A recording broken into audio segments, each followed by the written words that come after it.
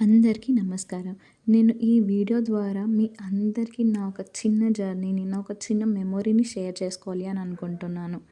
మనం అందరం లైఫ్‌లో పర్సనల్‌గా గానీ, ప్రొఫెషనల్‌గా గానీ చాలా అంటే చాలా ప్రాబ్లమ్స్ చుట్టూ తిరుగుతూ ఉంటాం. అది స్ట్రెస్‌ఫుల్ ఎంత ఇస్తుంది అనంటే మన హెల్త్‌ని కూడా ఖరాబ్ చేసేస్తుంది.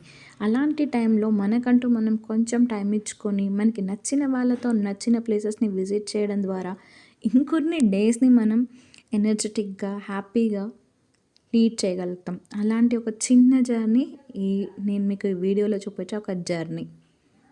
మేము ఈసారి విజిట్ చేసింది బదామి. అది గోకర్ణకి నియర్ బైలో ఉంటుంది. మేము దీనికి హైదరాబాద్‌లో ఈవినింగ్ 6:00కి స్టార్ట్ అయితే మేము అక్కడ రీచ్ అయ్యేసరికి 11:30 అయింది. మధ్యలో మేము ఒక ఆల్ తీసుకున్నాము. అక్కడ ఒక హోటల్ దగ్గర హోటల్ లొకేషన్ ఏంటంటే సిద్ధగంగా హోటల్.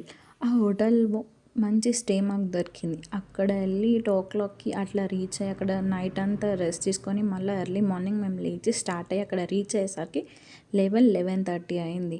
సో ఈ ప్లేస్ గురించి మేము మీకు ఏం ఎక్స్ప్లెయిన్ చేద్దాం అనుకుంటున్నా అంటే, ఇది కర్ణాటకకి బాదామికి మధ్యలో ఉన్న అద్భుతమైన ఒక ప్రత్యేకమైన స్థలం.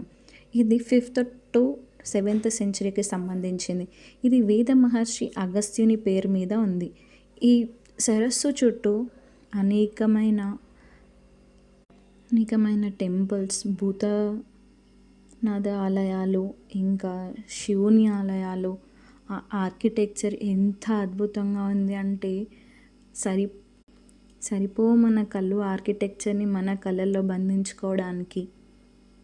మన చరిత్ర, మన ప్రకృతి, మన శిల్పకళ, ఈ ఆధ్యాత్మికతో కలిసిన ఈ ప్రసిద్ధ ప్రదేశాన్ని చూడడానికి ఎంతో అద్భుతంగా ఉంది.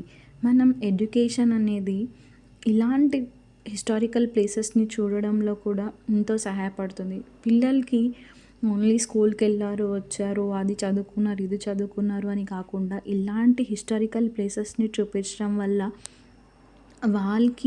వాళ్ళు మన భారతదేశం ఇంత గొప్పది, ఇంత శిల్పకళ మన భారతదేశంలో ఉంది అని చెప్పి వాళ్ళకి ఇదొక ఎడ్యుకేషన్ పిల్లగా పనిచేస్తుంది. ఎంత అద్భుతమైన శిల్పకళల్ని మనకి సంబంధించిన మన భారతదేశంలో ఉండడం ఎంతో గర్వకారణంగా ఉంటుంది. ఇలాంటి లొకేషన్స్ మరిన్ని చూడాలి అని నేను అనుకుంటున్నాను. నిజంగా ఎంత సంతోషంగా ఉంది అంటే ఈ ఆర్కిటెక్చర్ని చూడడం అది ఒక్క మెమొరీ అంతే. మన కళ్ళతో మనం చూస్తే తప్ప మన అద్భుతాలని మనం ఆస్వాదించలేము. Thank you so much.